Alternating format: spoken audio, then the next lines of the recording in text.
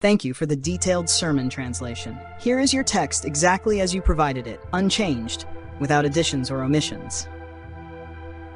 I have said, what you think is dead is actually still alive. There are things in life that we think have ended, a dream, a calling, a faith, but God shows that they are still alive, waiting to be restored. In this passage, we come to a significant moment in the journey of Jesus, especially with Simon Peter. As he prepares his disciples for the upcoming suffering and the kingdom that is to come, Jesus suddenly shifts his focus from the entire group of 12 to a single individual.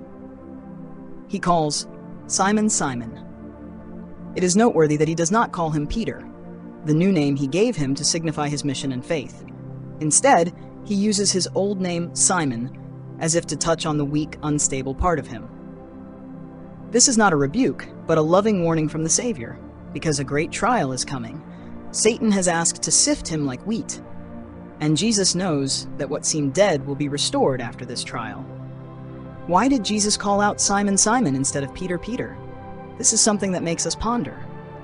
In Luke 6, the Bible clearly states that Jesus named Simon Peter, meaning rock, a symbol of stability and leadership. From that point, he was often called Peter throughout the gospel. Yet in this decisive moment, when Jesus turns to him with a specific warning, he uses his old name. This is not a coincidence. If he wanted to encourage or remind him of his leadership role, he could have called him Peter. But no, Jesus calls Simon the name of the old man, unstable, wavering, still weak. Through this address, Jesus is expressing a deep truth, that before he can fully live out his new identity, he must face the reality of his old self. Jesus has not forgotten that he is the rock, but he does not overlook the weaknesses that are about to be exposed through the coming trial. Jesus did not call Simon, Simon just to awaken his weakness, but also to prepare him for a fierce confrontation. He says, Simon, Simon, Satan has asked to sift you as wheat. This statement reveals a spiritual reality that many believers today often overlook. Satan cannot act arbitrarily. He must ask for permission. Everything that happens to us must be permitted by God. This means that even when the devil seeks to destroy, God still reigns and allows it for a deeper purpose.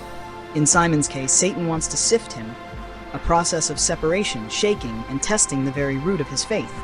Sadly, in that battle, Simon did not succeed. Not only was he weak in faith, but he also completely denied his relationship with Jesus. I do not know that man.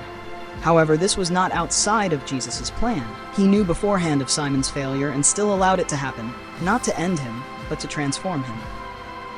Sifting is painful, but it is also the way that what is truly solid is preserved. Through this, Jesus prepares him to become the real Peter, the rock of the future church. The confrontation between Simon and Satan is not just a personal event, but also a reflection of the state of the global church today.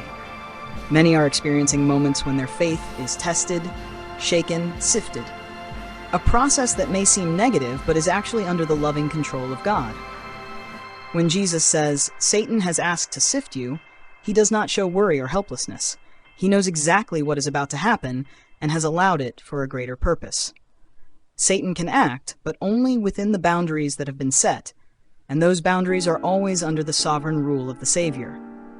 Sifting is not just a test, it is also the way to reveal what is true faith and what is merely surface level. In Simon's case, he failed, denying Jesus 3 times, rejecting the love and relationship he once had. But what matters is not the failure, but what happens afterward.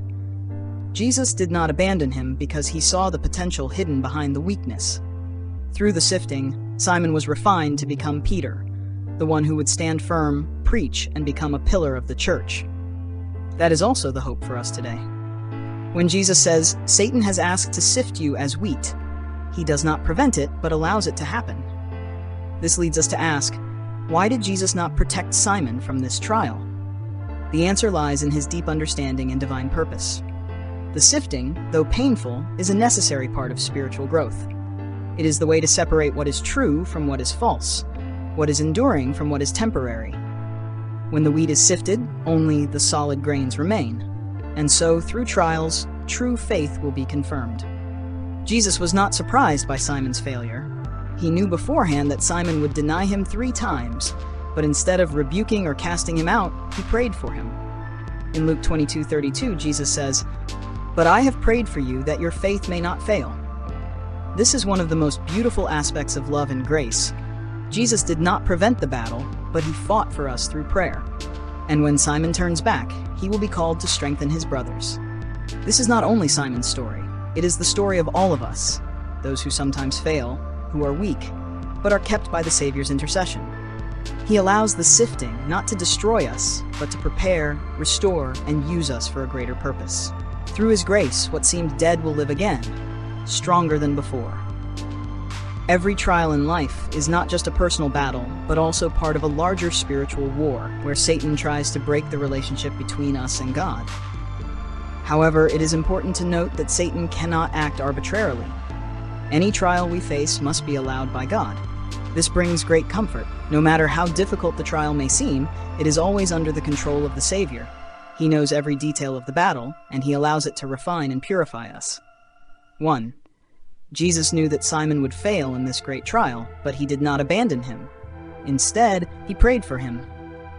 He prayed that Simon's faith would not fail, even though he would face a serious trial and might fall. This shows the infinite love and patience of God. He cares not only about our successes, but also clearly sees our weaknesses. Even if we fall, God is always ready to receive and restore us, as long as we turn back to him. After Simon's failure and recognizing his weakness, he was not left in despair. Jesus not only prayed for him, but also prepared him to become the leader of the church, a solid rock. Through the sifting, Simon was transformed, and what seemed like an ending became the beginning of a stronger journey. 2. We see that trials and sifting do not always come with bad intentions, but often provide an opportunity for our faith to be refined. Jesus knew that Simon would fail in this trial, but he not only allowed it to happen, but also prepared a way for Simon to return. This shows the mercy and incredible patience of the Savior. He prayed for Simon so that his faith would not be lacking, even as he fell into weakness and denied him. This is a powerful reminder to us of God's loving presence during the weakest moments of our lives. When Simon denied Jesus, he didn't just betray him once, but 3 times. However, what is important is that Jesus did not give up. Would you like help completing the final paragraph? Or should I leave it exactly as is? On him. After that failure, Jesus came back and restored Simon, not only restoring his faith, but also lifting him to become the leader of the church. In a moment of failure that seemed like it would end everything, Jesus turned it into an opportunity for Simon to mature. He said that after Simon turned back, he would have a stronger mission: strengthen your brothers. This reminds us that even if we fall or become weak, nothing can separate us from God's love and plan. Every trial, whether sifting or failure, is an opportunity for us to grow in faith and understanding of his vast love. God not only sees our mistakes, but also sees the potential and desire to perfect us, so we can live worthy of the call he has placed on our lives. Through the sifting, what seemed to be dead can be resurrected and made stronger than before. We often face challenges in life, moments when our faith is tested, and it feels like everything is about to collapse. But through Simon's story, we learn an important lesson. Trials are not a sign of permanent failure, but a process of purification and growth. When Jesus said, "Satan has asked to sift you as wheat," he was not only warning Simon about what was to come, but also showing an important truth. Every trial must be permitted by God. Satan may have plans to attack, but he cannot act without the consent of the Savior. The trial Simon faced was not only a battle with Satan, but also an internal struggle.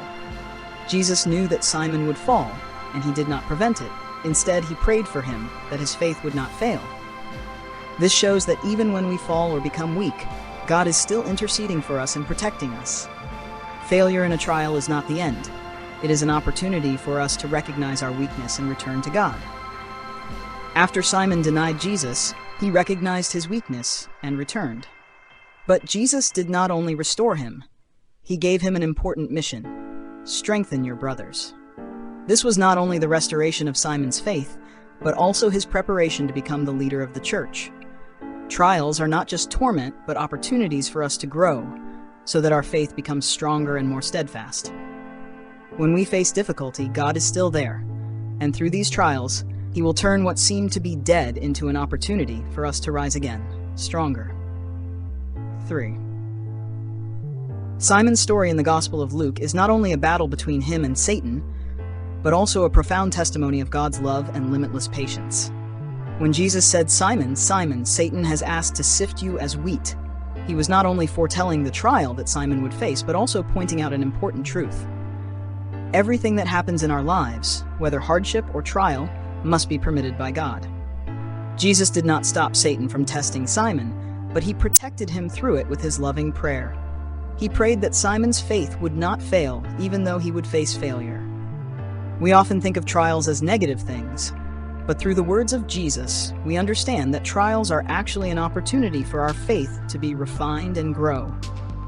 Every time we face difficulty, even when we may feel weak and defeated, we are never left alone. God is always there, interceding for us so that we do not lose our faith. Jesus understood that Simon would deny him 3 times, but he did not give up on him. In fact, he saw the potential in Simon, and that is why he did not quit. The important thing is that after Simon recognized his failure and returned to Jesus, he not only restored his faith, but also gave him a great mission: strengthen your brothers. This is a call not only for Simon, but for all of us. After every failure, if we return to God and open our hearts to his forgiveness, he will not only restore us, but also give us an even greater mission: to become leaders, supporting our brothers in faith. Through this story, Jesus wants to remind us that even though we may face trials, sifting, or even failure, he always has a plan to transform us. Every failure is an opportunity for us to become stronger in faith, so that we can later help and strengthen our brothers. This shows an important truth in our spiritual lives. Trials are not the end, but an important step in the journey of maturing and becoming more steadfast in faith. Even though Simon denied Jesus and fell 3 times, Jesus did not give up on him. Instead, he prayed for him and restored his faith. After Simon recognized his weakness, Jesus gave him a new mission: strengthen your brothers. Through the trial, Simon was not only restored, but also grew in faith. This teaches us that even when we face failure, God is always there, helping us grow and become stronger in faith.